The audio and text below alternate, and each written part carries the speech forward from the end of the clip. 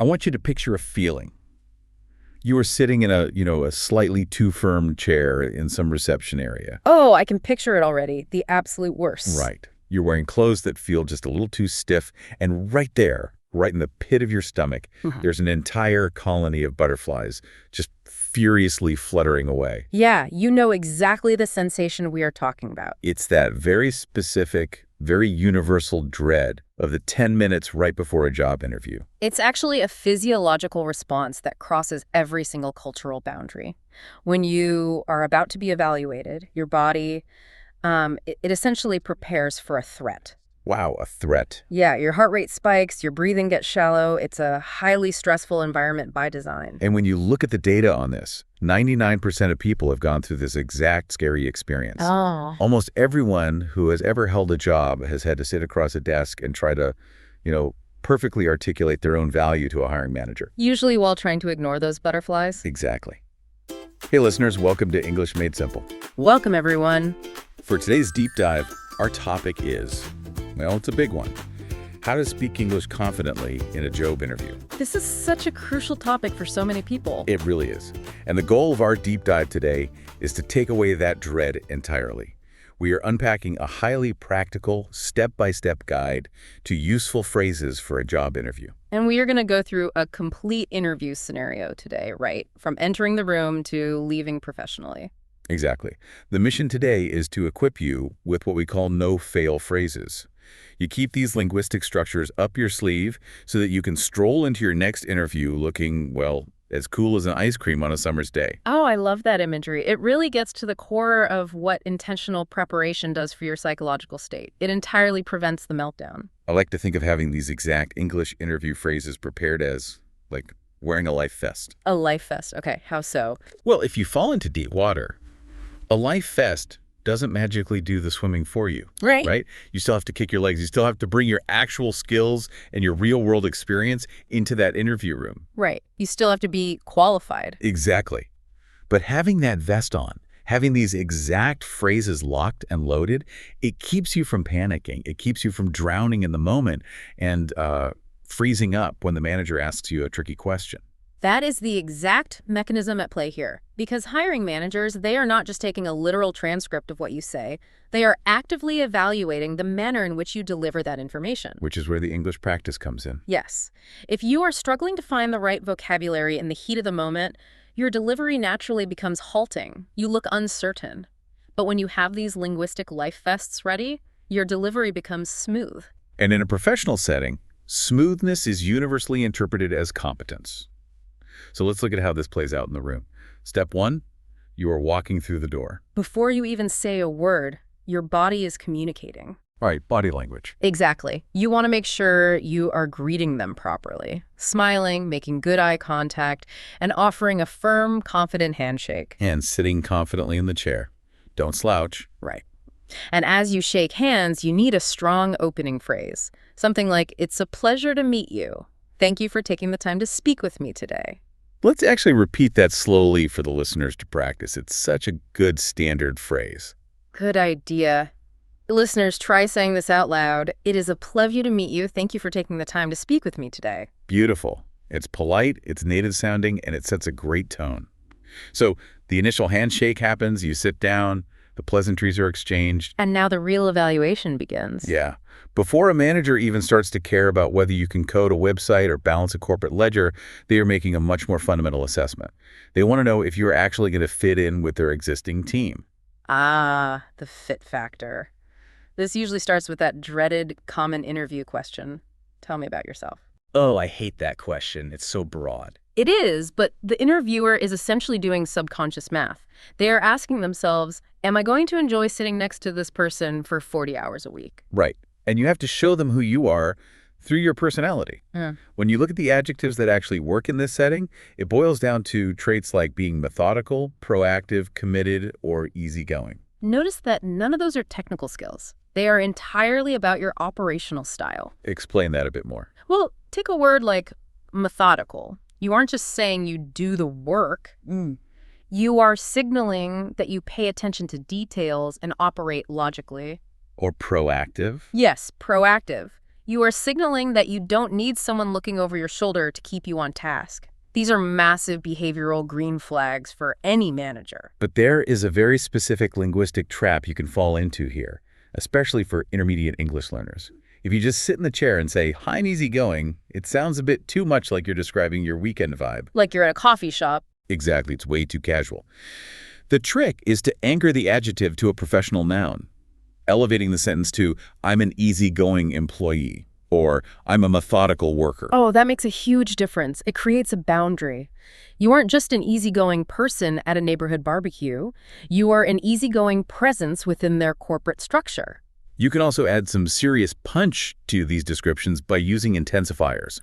Words like very extremely or really. Right, to amplify the meaning. So instead of just offering a mild, "I'm a focused employee," you upgrade it. You say, "I'm an extremely focused employee," or "I'm very trustworthy." Let's have the listeners practice that one too. Good idea. Say it with us. I am an extremely focused employee. Notice how we naturally put a little emphasis on the word extremely. That grammatical addition is subtle, but it carries a lot of psychological weight. An intensifier, like extremely, doesn't just describe the trait, it demonstrates conviction. It tells the interviewer that you are not just guessing at your strengths. Exactly. You possess a deep certainty about how you operate. I do have to push back on one of these words, though, because it feels counterintuitive to me. Using the word easygoing. Really?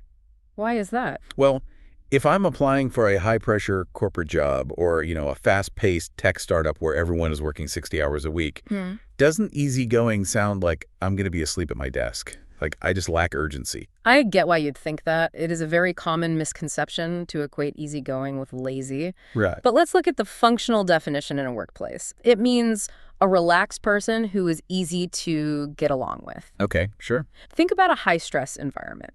When deadlines are looming, the servers are crashing, and everyone is panicking, the absolute last thing a manager wants is an employee who adds to the panic. Right. They don't want someone who gets defensive or who creates interpersonal drama. Oh, I see. So they don't want a cheerleader. They want a shock absorber. A shock absorber, exactly. Someone who takes on all the heavy impacts and friction of the road.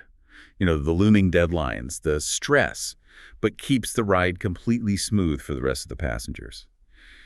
Managers want a shock absorber, not an alarm bell. That is the perfect way to visualize it. A manager actively craves that calming presence. So easygoing is actually a massive competitive advantage, especially when you pair it with another trait. Give us an example of how to pair them. If you look the interviewer in the eye and say, "I am an easygoing but extremely hardworking employee," you have just described the holy grail of team members. I love that. Easygoing, but extremely hardworking. Right. Someone who produces relentless results but never creates friction. Speaking of producing results, if you're enjoying this, subscribe to our channel for more English listening practice. Yes, make sure to hit that subscribe button. So because being the most pleasant person in the office doesn't matter if the actual work doesn't get done, their brain immediately shifts to looking for competence. That transitions us to the next step of the interview, the skills factor. What do you actually bring to the table? Right. The job you are applying for requires specific, tangible capabilities. Now you have to articulate your strengths and weaknesses, and the phrasing you choose here can make or break the interaction. When you look at what managers are actively hunting for, it's usually things like the ability to multitask, performing to a tight deadline, complex problem solving, or working in an international environment. Which are concepts you will find in almost every corporate job description printed in the last 10 years. Yeah, they are everywhere.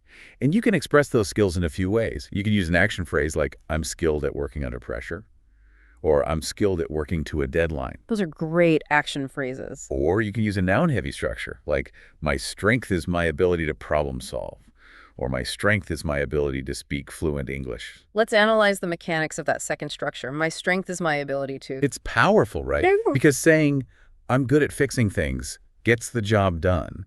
It's like walking into the interview wearing a clean, perfectly acceptable, but very casual t-shirt. The t-shirt, yeah. But saying, "My strength is my ability to problem solve," is the tailored suit. They both convey the exact same core information, but the latter entirely dresses up your English for the professional setting.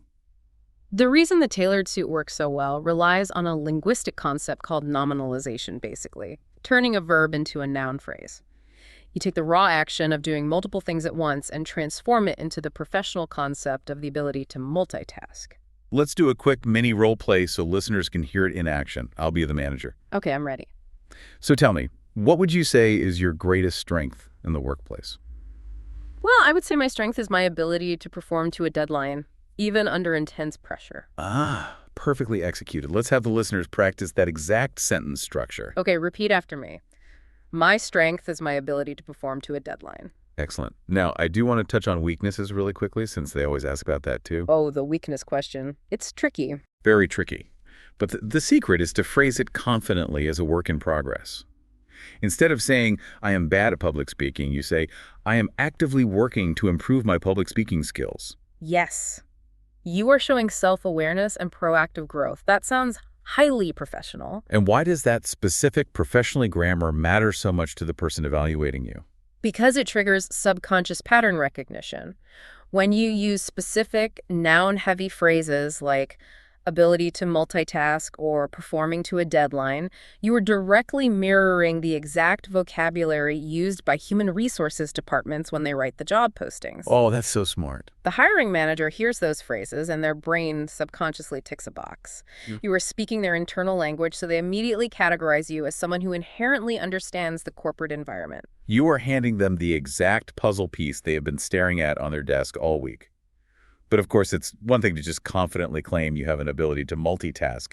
I could sit there and claim I have the ability to fly a commercial jet. I'd like to see that. Right. The interviewer's brain is immediately going to demand proof. Which brings us to the next phase of the interview, the evidence phase.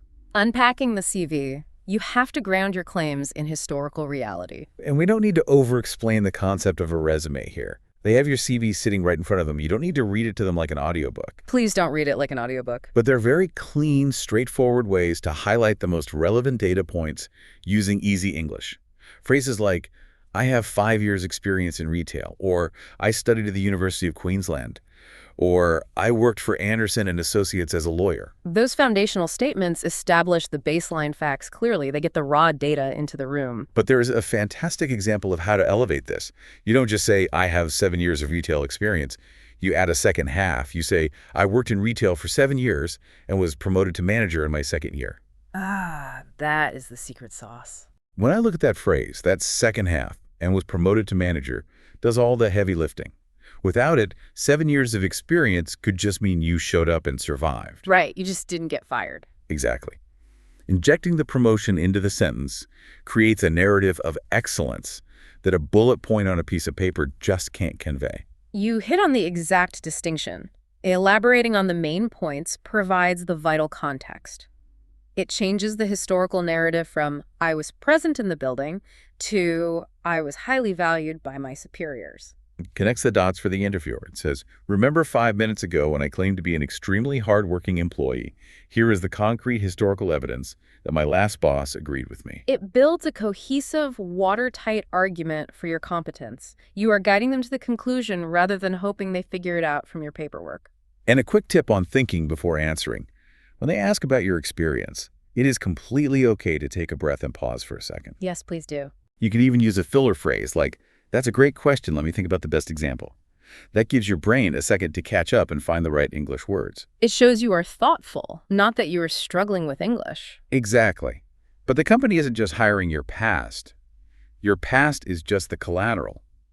They are ultimately investing capital in your future. Which brings us to the end of the interview scenario. Right. The final piece of this interaction has to pivot toward your goals, and specifically, why you want to execute those goals inside their building. This is the exact moment where many highly qualified candidates stumble. They spend so much cognitive energy proving they are capable of doing the job that they entirely forget to articulate why they actually want to do it. And managers want to know you care about their specific ecosystem, not just that you need a paycheck from anywhere that will write one.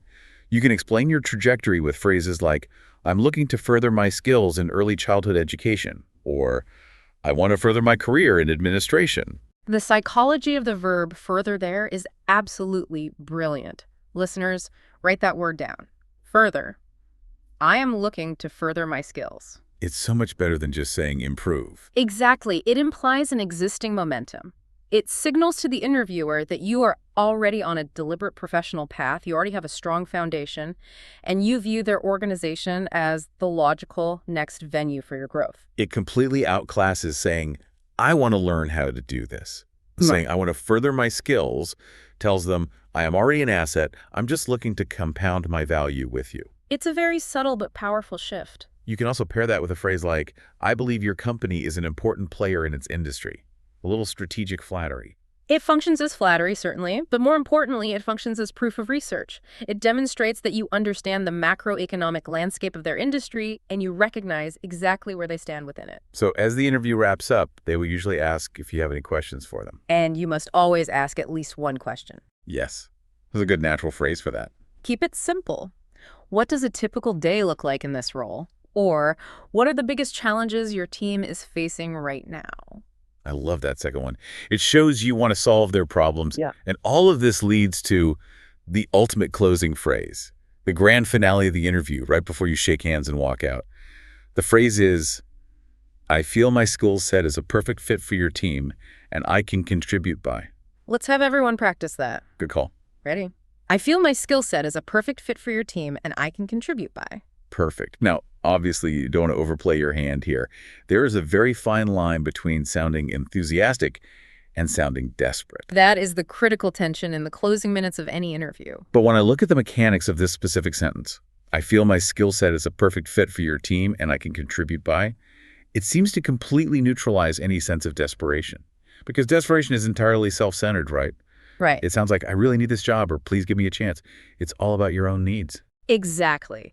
Desperation is rooted in a deficit. But this phrase flips the script entirely. It shifts the dynamic away from, I need you to give me a chance, to, here is a tangible business solution I am offering you. It's brilliant. By stating that your skills are a perfect fit and immediately following up with how you can contribute, you aren't begging for a favor.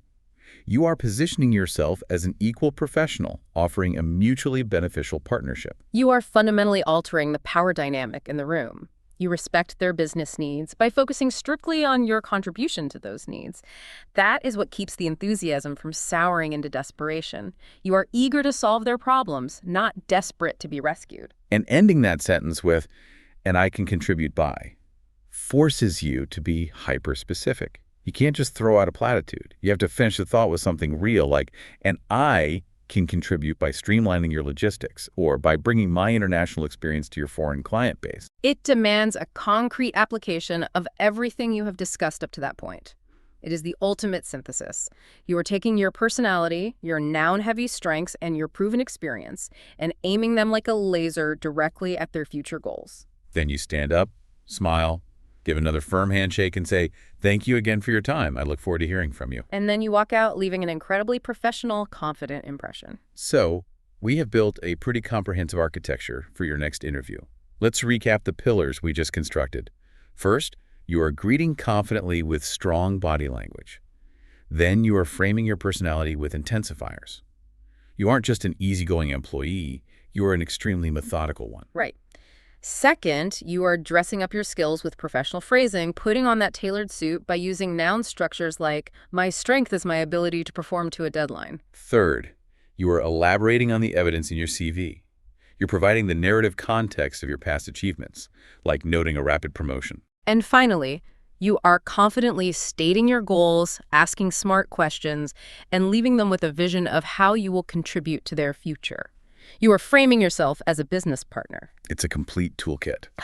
But before we wrap up today's deep dive, I want to leave you with one final, slightly counterintuitive thought to mull over. You might be listening to all of this and thinking that memorizing these exact English phrases is going to make you sound robotic, like you are just reciting a script and hiding your real self. It is a very valid fear, but the biological reality of how your brain processes language under stress suggests the exact opposite is true. Right. Think about what happens when those butterflies we talked about earlier start fluttering. Your brain gets flooded with adrenaline and cortisol. In that state, your working memory, your cognitive RAM, essentially is severely compromised. Very compromised. If you are sitting in that chair scrambling to invent a sentence from scratch, trying to pull the right English vocabulary word out of thin air, making sure your grammar is correct, your brain is maxed out. Your cognitive load is entirely consumed by the mechanics of translation and sentence construction. You have no processing power left to actually engage with the human being sitting across from you. But if the phrase, the life fest, is already locked into your memory, if you already know in your bones exactly how to say, I feel my skill set is a perfect fit, then you aren't expending any energy thinking about the words. Exactly. The words are already there. And because you aren't frantically scrambling for vocabulary, you can actually look the interviewer in the eye. You can naturally smile. You can read their micro-expressions. You can actually let your true, authentic personality shine through because the linguistic machinery is running on autopilot. By mastering the structure beforehand, you grant yourself the psychological freedom to be fully present in the room. That is the true hidden value of having a prepared vocabulary. It's the ultimate hack for projecting confidence. So here is your call to action before your next opportunity. Don't try to memorize every single thing we just talked about. That will just overwhelm you. Start small. Yes. I want you to pick just 3 phrases from today's deep dive. Just 3 that feel right to you. Write them down on a sticky note, put them on your bathroom mirror, and practice saying them out loud. Say them until they feel as comfortable and familiar as your favorite t-shirt, even if they are tailored to sound like a suit. That's great advice. Do that. And the next time you're sitting in that stiff chair in the waiting room, feeling the adrenaline spike, well, you'll know you have your life vest on. You won't panic. You'll stroll in there looking as cool as an ice cream on a summer's day. You're going to do great. If you enjoyed listening to us, comment where you're from and tell us if you found this helpful. We'll see you next time.